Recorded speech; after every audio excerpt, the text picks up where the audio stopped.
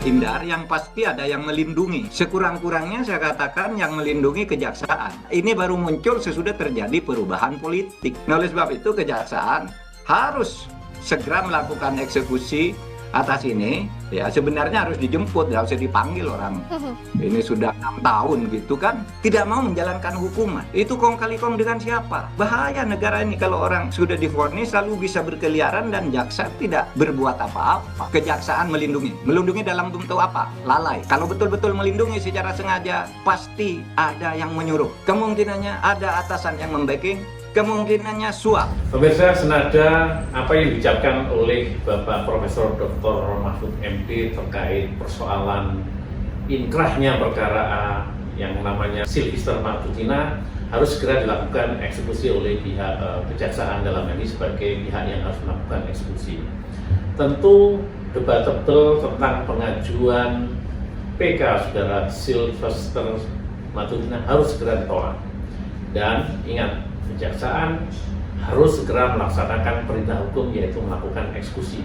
Jika tidak, maka institusi kejaksaan akan dipandang berat sebelah dan tidak profesional menjalankan tugas. Untuk itu, siang hari ini adik-adik magang dari Untak Surabaya akan mendiskusikan persoalan yang menyangkut Sylvester Matutina, kenapa hingga kini tidak ditahan dan tidak dilakukan eksekusi oleh pihak kejaksaan.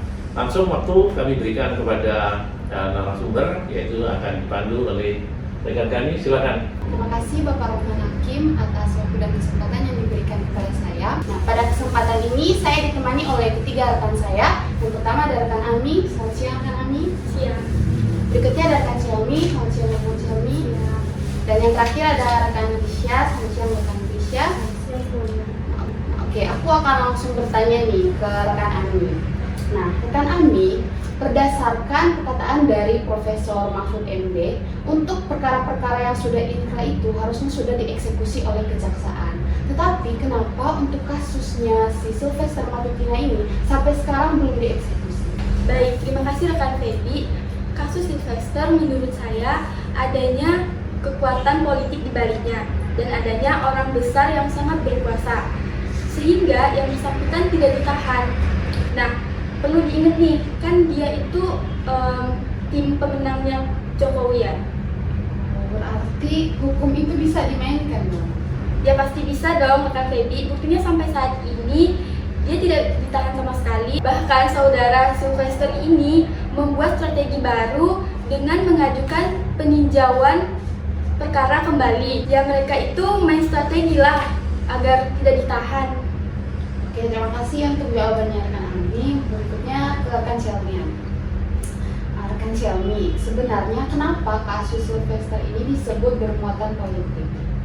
Baik, terima kasih. Begini rekan Feby, ya jelas lah, karena kan udah diputus sejak tahun 2019. Nah sekarang aja udah tahun 2025, tapi itu Sylvester belum juga ditahan. Udah jelas ini adalah permainan para raja-raja di negeri Konoha, penuh kongcukang politik. Dan ingat, orang yang berperkara ini adalah relawan Jokowi. Oke, sebenarnya gimana sih asal-muasal atau duduk perkara dari kasusnya si Sylvester Matutina ini?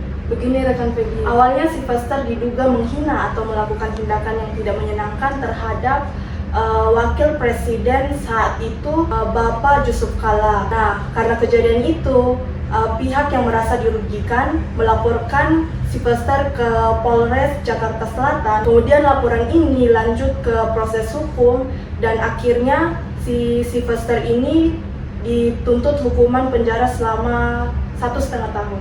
Oke, terima kasih untuk rekan Xiaomi. Berikutnya saya bergeser ke rekan Lili. Rekan Lili, kan kasus ini kan seperti sudah kadaluarsa kan, atau sudah masuk angin. Tapi kenapa ketika masyarakat itu beramai-ramai protes, di situ baru kejaksaan memberikan respon? Iya benar rekan Feby, saya sangat curiga selain Sylvester Matutina, jangan-jangan masih banyak orang yang seperti Matutina. Perkaranya sudah diputus, tapi tidak dijalankan, tapi tidak dieksekusi atau ditahan. Katanya negara kita negara hukum, dan juga ada hak tamaan dalam hukum. Oke, terima kasih. Sebenarnya penegakan hukum di negara kita saat ini itu seperti apa? Penegakan hukum kita faktanya tajam ke bawah, tumpul ke atas. Orang besar dilindungi, sementara rakyat kecil ditindas. Itulah faktanya rekan Feby. Nah, tadi kan rekan Feby udah bertanya ke kami. Sekarang saya akan bertanya ke rekan Feby. Menurut Dewan Pengawasan Kejaksaan, Bapak Anam Supriyatna, upaya Sylvester melakukan peninjauan kembali seharusnya tidak dihiraukan dan proses eksekusi perlu dilakukan sesuai dengan aturan yang ada dan tidak boleh pandang bulu. Nah, bagaimana rekan Feby menanggapinya sebagai seorang mahasiswa? Oke, terima kasih atas pertanyaan dari rekan Cialmi. Nah, sebagai mahasiswa sudah jelas aturan mengenai peninjauan kembali itu sebenarnya tidak membatalkan proses eksekusi.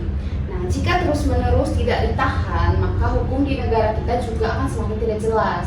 Nah, cocok nih dengan dulu pemikiran mantan presiden kita, Gus Dur. Dia kan pernah bilang kalau lebih baik kita mengimpor jaksa, hakim, pengacara itu dari luar negeri saja untuk ke Indonesia.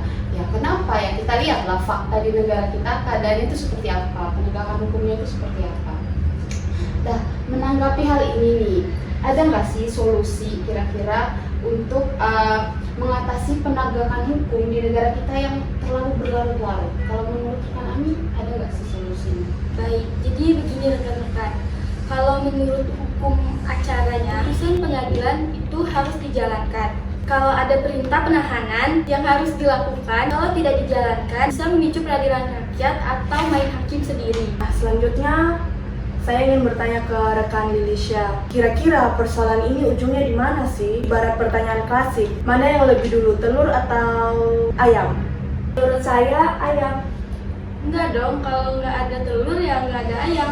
Lalu bagaimana dengan kondisi penegakan hukum kita saat ini? Bagaimana cara yang paling tepat untuk menegakkan hukum di negara ini? Apakah perlu menerapkan hukuman mati, hukuman ekstrim seperti potong tangan, serta hukuman penjara seumur hidup agar ada titik jeraknya? Baik, terima kasih atas pertanyaannya rekan Celmi. Intinya begini, aturan harus tegas, tidak boleh ditawar. Kalau sudah diputus, harus dijalankan. Tugas kejaksaan sebagai eksekutor harus segera melaksanakan eksekusi secara tegas dan tidak main-main dan tidak dipermainkan oleh kekuatan politik. Menurut saya, jaksa yang tidak menjalankan harus diberi sanksi dong, dan tidak menjalankan hukum tersebut inilah yang bikin kacau. Sumbernya tuh di sini. Nah, sobat hukum, sebenarnya dalam menegakkan keadilan itu tidak begitu sulit. Makanya dibutuhkan keseriusan dari para penegak hukum itu sendiri. Negara yang kuat adalah negara yang tidak terkompromi dengan hukum. Negara yang besar adalah negara yang tidak mementingkan kepentingan dari oknum-oknum tertentu. Seperti kata Socrates, negara hukum adalah negara yang didasarkan pada keadilan dan kebijaksanaan.